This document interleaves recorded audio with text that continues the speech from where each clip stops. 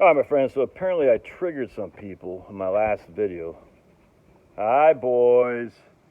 About having a third portfolio. It's really strange. Now, I expect it from my man Thomas P. He doesn't bother me. Some other guys, I'm like, dude, just do what you want to do. I don't care. It's weird. Like, I'm not sitting there telling. This is a day-by-day account of my life, essentially, my YouTube channel. You can be different. You can have difference of opinions. That's fine. I don't care. But it's weird how many people got, like just weird. One guy's like, oh, I'm sorry to hear your business is going bad, Josh. Maybe you shouldn't have bought your pool. I'm like, well, my business isn't bad. That's the point. That's what I don't understand. It's like, the business is still good. But you not heard the economic cycle, the business cycle? No, you're making a big old mess. I'm going to have to watch this guy. Oh, boy. They were going to get a bath anyway. Isn't that right, Pablo? Pablo knows. He knows he's going to get a bath. The business cycle, it's just, it ebbs and flows. Are you not hearing? And I can see it with my own eyes, dude. So I got enough business to pay the bills, which is great. I still invest. It's great. However, my spidey sense says tough times could happen. What happens if tough times happen? You still got bills to pay. Where does the money come from to pay the bills? It's only two sources. It comes from your assets or it comes from your debt. That's it.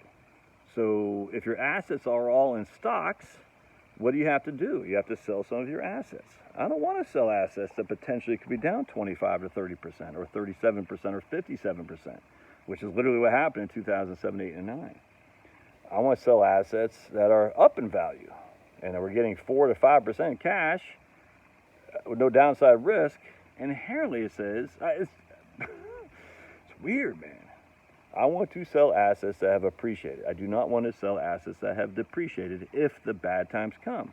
If the bad times don't come, I'm still cracking at 4 and 5% of my cash, that's a winning proposition to me. Now, some people say, hey, I get 8% a year in the markets, so my opportunity cost for having $100 in cash is 3%. I'm getting 3% on that 5% on that 3 on that.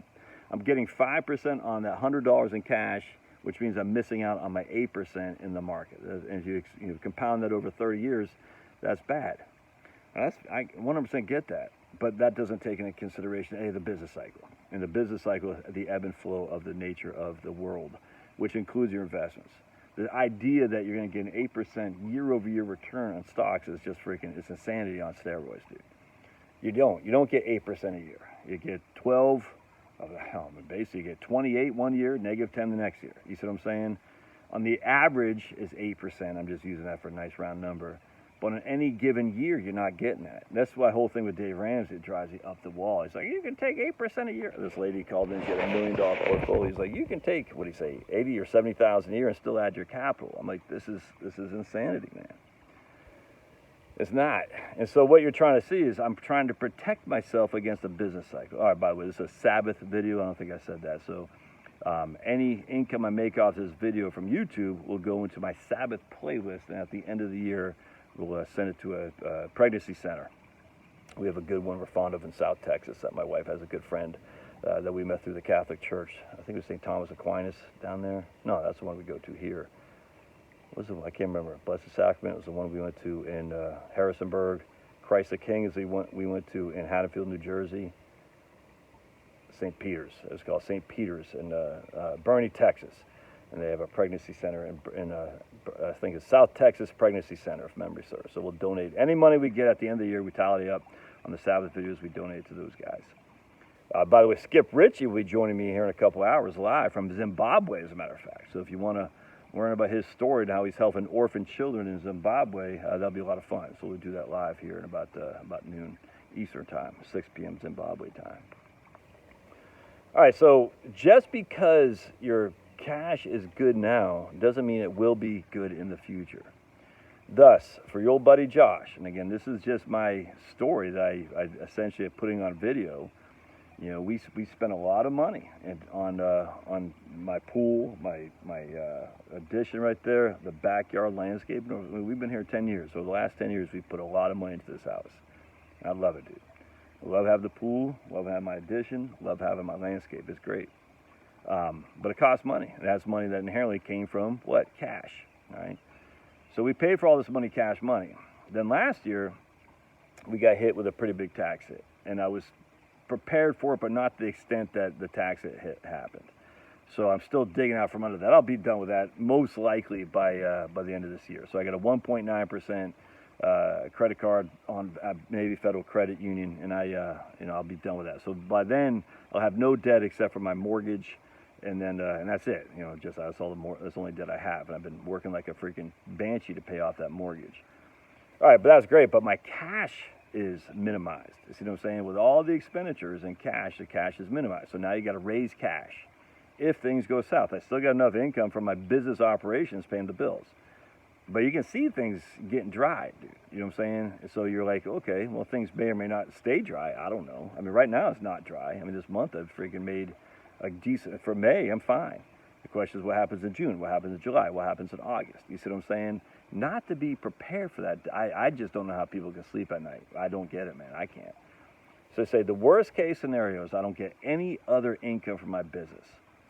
I don't get any other income from my job. I work for a freight line in North Carolina that just laid off people.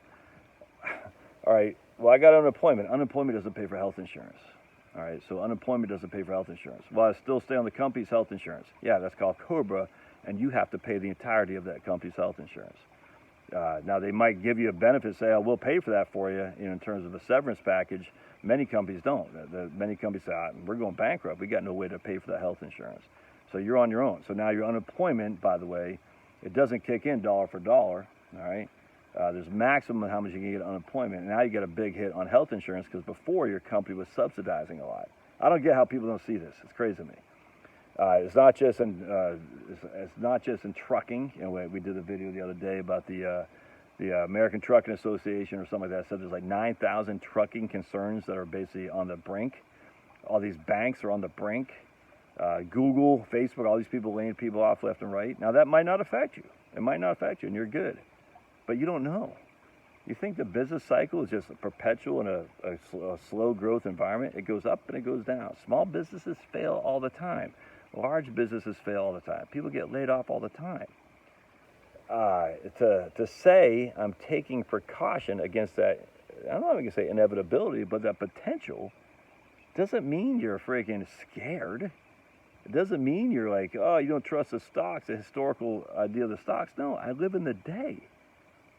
Yes, I think the stocks will outperform bonds probably rather significantly in the next 30, 35, I'm 52, so I got about 35 years ahead of me. Yes, I do think stocks will outperform bonds, 100%. That's the whole stocks for the long run mode, though. The long run never arrives. That's what I'm trying to say. You're always in the short run. You always need income to pay the bills. Where does the income come from? It comes from your cash flow via your day-to-day labor activities. If those things go too south for some reason, you have to still have the cash flow to pay the bills. This isn't rocket science. And the cash flow to pay the bills are going to come from your investments, which could potentially be down 50%, or they're going to come from debt. So you say, I don't want to take debt, and I don't want to sell an investment that's down 50%, so what I'm going to do, even though the investments that are down 50% on average, you expect 8% rate of return. But for the day-to-day I'm living, that rate of return in the long run is irrelevant. What's relevant is my ability to pay the bills. Jeez, man. At some point, yes, it is a risk to go on a vacation. It's a risk to buy a pool. It's a risk to buy a car. It's a risk because that is money that's no longer in your asset. Cash that's no longer in your balance sheet as an asset. So a balance sheet is assets on the left, liabilities on the right. That's your asset statement. All right, your assets, though, your balance sheet is not an income statement. An income statement is cash coming in, cash going out. All right, so a guy asked about a pension. Is a pension considered an asset? No, a pension is not considered an asset because you can't take ownership of the pension. You can take ownership of the income that the pension derives you, but that is your cash flow. The income is a cash flow. And the cash flow, that's the whole thing, when I wrote my book, my most recent one, Relax or Retire, what's so a pet peeve of mine with CPI is CPI assumes assets are part of inflation. Hey! Assets are not part of inflation. Inflation, the way to measure inflation, as per the BLS, is the change in your day-to-day expenses in which to maintain your standard of living. Hey, not the Bryce ball there. He's chasing a. I gotta watch this guy because he could be dirty dog.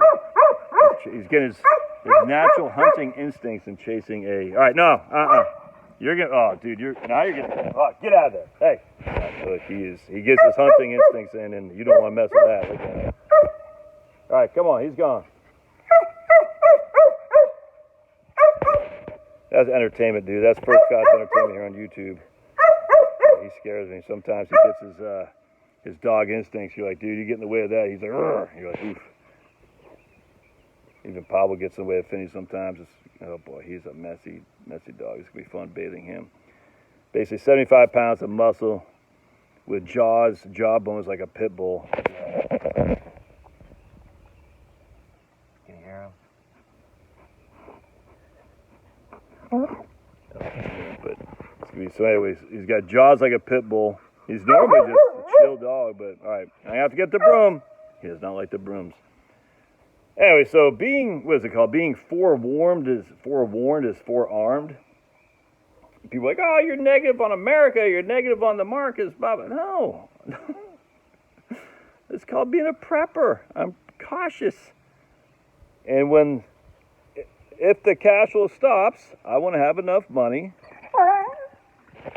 I'm going to have to take care of this knucklehead.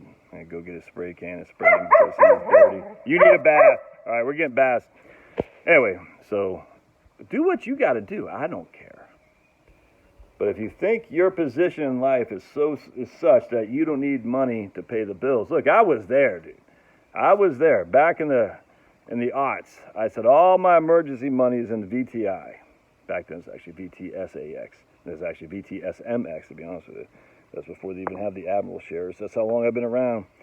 And then I see, yeah, man, the market, I know the market go down, but if the market goes down, I'll just sell some stocks if I need to, if my cash flow runs dry. Yeah, and what's the likelihood of my cash flow running dry at the same time that the stock market is down, 20% or something like that? Well, it turns out that's exactly what happened. My cash flow was running dry in 2007. The markets were getting hammered, and as such, I was like, this is a problem. That people can't see that is mind-boggling to me. That people can't see that, hey, well, I'm getting 8% rate of return on a stock's the long run. Yeah, on any given year, you're not getting 8%. In fact, we know, and I've done, again, this reference to my book from Vanguard, stocks average 10% a year, going back to 1926. How many times has stocks actually given you between 8 and 12%? Like 5% of the time.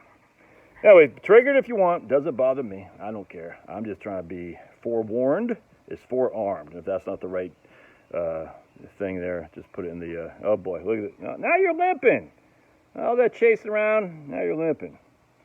But also too, man, life's to be lived. You don't want to sit there and say, you know something, I got cash. I'm not going to do something that I want to do, because I need to have this cash in case the economy tumbles. You don't want to be that guy either. You still got to live, dude. Still buy yourself some ribeye. It's okay. Still do stuff. But when you do stuff, i.e. invest in a pool, it's not an investment, all right?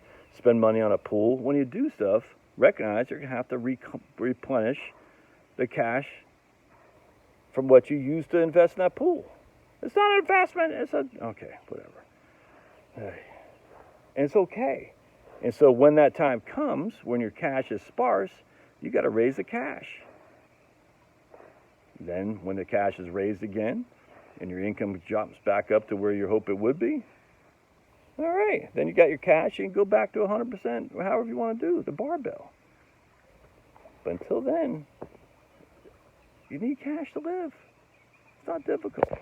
All right, we'll see you guys. Oh, but did I already say this? Yeah, I think it's Skip Ritchie will be joining us at noon live from Zimbabwe. So be there. It'll be fun. See you.